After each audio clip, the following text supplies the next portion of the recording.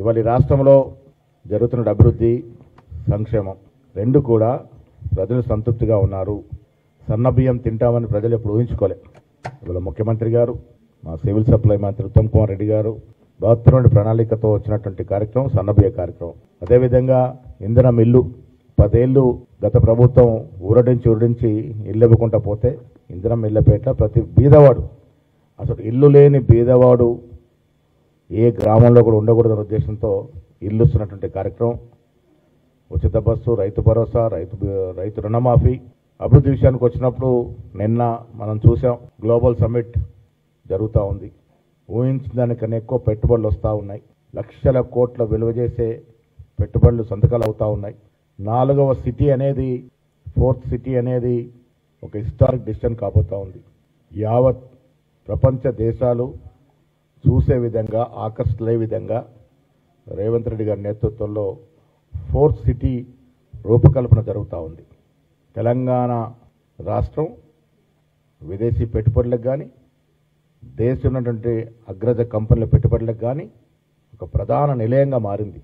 వీళ్ళ పెద్ద కంపెనీలు చాలా వరకు ఈ గ్లోబల్ సమ్మిట్లో పాల్గొని పెట్టుబడుల కోసం అగ్రిమెంట్లు చేసుకునే సందర్భం. ఒక దూరదృష్టితో ఈ రాష్ట్రాన్ని యావత్ ప్రపంచ దేశాలు చూసే విధంగా, ఆకర్షించే విధంగా హైదరాబాద్ నగరం ఒక విశ్వనగరంగా మార్చే దిశగా కాంగ్రెస్ ప్రభుత్వం అడుగులు వేస్తూ ఉంది. ఇది శుభ పరిణామం. ఎన్ని లక్షల కోట్ల పెట్టుబడి రావడం అనేది నేను ఈ సందర్భంగా ముఖ్యమంత్రి గారిని, ఉప ముఖ్యమంత్రి గారిని, వారి మంత్రివర్గ సహచరుల్ని, యావత్ ప్రభుత్వ యంత్రాంగాన్ని నేను అభినందన తెలియజేస్తా ఉన్నాను. భారతదేశంలోని అన్ని రాష్ట్రాలు కూడా మన వైపు చూసే విధంగా గ్లోబల్ సమ్మిట్ జరుగుతూ ఉంది. దేశ విదేశ పెట్టుబడులు వస్తూ ఉన్నాయి. హైదరాబాద్, తెలంగాణ పెట్టుబడుల నిలయంగా మారబోతూ ఉంది. 10 ఏళ్ల విధ్వంసం నుంచి వికాసం వైపు 2 ఏళ్లుగా అడుగులు వేస్తూ ఇవాళ ఒక దశకు చేరింది.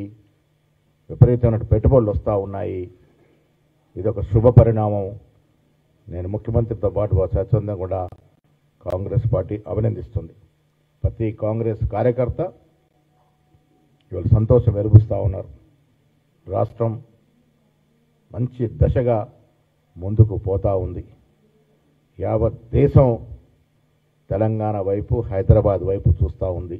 అన్ని రంగాల్లో, పారిశ్రామికంగా, స్పోర్ట్స్ పరంగా, వైద్యపరంగా, రకరకాల సైన్స్ అండ్ టెక్నాలజీ, అధునాతన టెక్నాలజీ పరంగా, విద్యాపరంగా అన్ని రకాల సదుపాయాలతో 4th సిటీ వస్తూ ఉంది.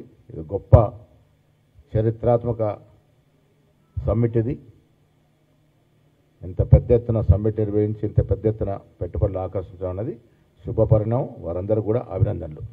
అదేవిధంగా గ్రామాల్లో గ్రామ వ్యవస్థ, గాంధీజీ కోరుకున్నటువంటి గ్రామ స్వరాజ్యం, గ్రామ వ్యవస్థ పటిష్టంగా ఉండాలి. ఇలా చాలా చోట్ల చదువుకున్న విద్యావంతులు సర్పంచులుగా ఎన్నికవుతూ ఉన్నారు. ఒక మంచి పరిణామం ఇది. సొంత గ్రామం మీద మక్కువతో చాలామంది పెద్ద హోదాలో ఉన్న వ్యక్తులు కూడా వచ్చి సర్పంచులుగా పోటీ చేస్తూ ఉన్నారు. ఒక ఆహ్లాదకరమైన వాతావరణంలో, ప్రజాస్వామ్య పద్ధతిలో పెద్ద వారు కూడా వచ్చి సర్పంచ్కు పోటీ చేస్తూ ఉన్నారు. పుట్టిన ఊరికి సేవ చేసుకున్నటువంటి తలంపుతో పోటీ చేస్తూ ఉన్నారు. మంచి పరిణామం. చాలా వరకు ఏకగ్రీవాలు అవుతూ ఉన్నాయి. గ్రామాలు అభివృద్ధి కావాలి. రాజీవ్ గాంధీ కన్న కలలు ఆనాడు 72, 73 అమెండ్మెంట్ తీసుకొచ్చి ఢిల్లీ నుంచి నేరుగా నిధులు గ్రామాలకు పోయే విధంగా, తద్వారా గ్రామాలు పటిష్టంగా ఉండాలి. పునాదులు పటిష్టంగా ఉంటే దేశం పటిష్టంగా ఉంటుందనే ఒక నమ్మకంతో ఇలా గ్రామాలకి నేరుగా నిధించే కార్యక్రమం రాజీవ్ గాంధీ గారు తీసుకొచ్చినారు. ఆ దశగా ఎన్నికలు జరుగుతూ ఉన్నాయి. గ్రామాలు పటిష్టంగా ఉండాలని రాష్ట్ర ప్రభుత్వం కూడా కోరుకుంటూ ఉంది.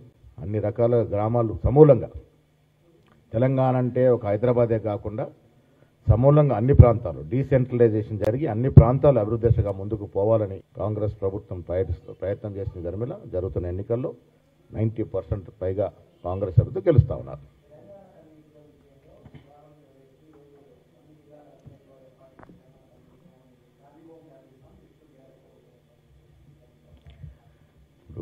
తెలంగాణ తల్లిని అందరం గౌరవించుకుంటా ఉన్నాం. అంతవరకు అభిమానం ఉంటే 10 ఏళ్ళ అధికారంలో ఉన్నటువంటి బీఆర్ఎస్ ప్రభుత్వం ఎందుకు తెలంగాణ తల్లి విగ్రహాలు పెట్టలేదు? ఇక్కడ వారి చిత్తశుద్ధి బట్టబలైంది కదా. 10 ఏళ్ళు మీరు అధికారంలో ఉన్నారు కదా, ఎందుకు పెట్టలేకపోయినారు? మేము వచ్చిన ఏడాది లోపే సెక్రటరియట్లో తెలంగాణ తల్లి విగ్రహం పెట్టడమే కాకుండా యావత్ జిల్లాలో తెలంగాణ విగ్రహాలు పెడతాం. ఇప్పుడు మీరు పెట్టరు, పెట్టేవారిని పెట్టనియరు. ఇది కేవలం రాజకీయాల కోసం చేస్తున్నటువంటి రాద్ధాంతం తప్ప ఇంకేమీ లేదు. తెలంగాణ తల్లి ప్రతి చోట ఉండాలనే ఆకాంక్ష. జయహో తెలంగాణ పాట ఉద్యమానికి ముందు వాడుకొని రాసిన కవిని పక్కన పెట్టి ఆ పాటను పక్కన పెట్టినట్టు దుస్థితి, అలాంటి పాలన మీరు చేశారు. మరి మేము రాగానే ఆ పాటని తెలంగాణ రాష్ట్ర గీతంగా చేయడమే కాకుండా తెలంగాణ తల్లి విగ్రహాన్ని అన్ని చోట్ల పెడతా ఉన్నాం. హర్షించాల్సింది పోయి దాంట్లో రాజకీయాలు ఎత్తుకోవడం అనేది విడ్డూరంగా ఉంది. ఇది ప్రజలు క్షమించరు.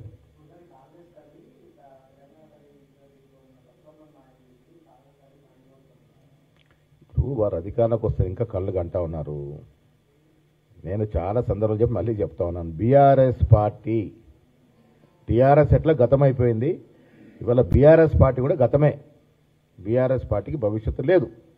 వాళ్ళు వచ్చేది లేదు, సచ్చేది లేదు. మేము ఇస్తున్న పాలన పట్ల ప్రజలు సంతోషంగా ఉన్నారు. ఇలా సోనియా గాంధీ గారి యొక్క పుట్టినరోజు ఇవాళ. వారు కదా తెలంగాణ ప్రదాత. నిజంగా తెలంగాణ తల్లి ఎవరైనా ఆరాధించుకోవాలంటే సోనియా గాంధీ గారిని ఆరాధించుకోవాలి. వారే తెలంగాణకి భిక్ష పెట్టినటువంటి మహాతల్లి.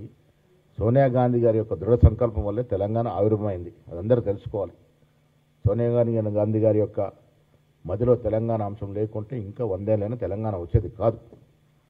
ఒక సంకల్పంతో ఒక దృఢ నిర్ణయం తీసుకొని యూపీఏలో ఉన్నటువంటి పక్షాలను నొప్పించి మెజారిటీ ఎంపీల వరకు తెలంగాణ వచ్చింది. ఆయన టీఆర్ఎస్ పార్టీకి ఉన్న ఎంపీలు ఇద్దరు పోరాడితే తెలంగాణ రాలే.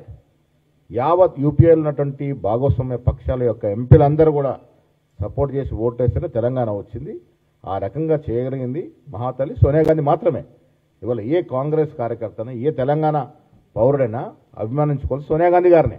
వారి వల్లే తెలంగాణ రియాలిటీ అయింది సోనియా గాంధీ వల్లే. వారి జన్మదినం ఇవాళ. నేను పొద్దున్న చెప్పాను, మళ్ళీ ఇప్పుడు చెప్తాను. వారికి శుభాకాంక్షలు. ప్రతి తెలంగాణ వాది, తెలంగాణ పౌరుడు ఇలా సోనియా గాంధీ గారికి శుభాకాంక్షలు తెలుపుతున్న సందర్భం.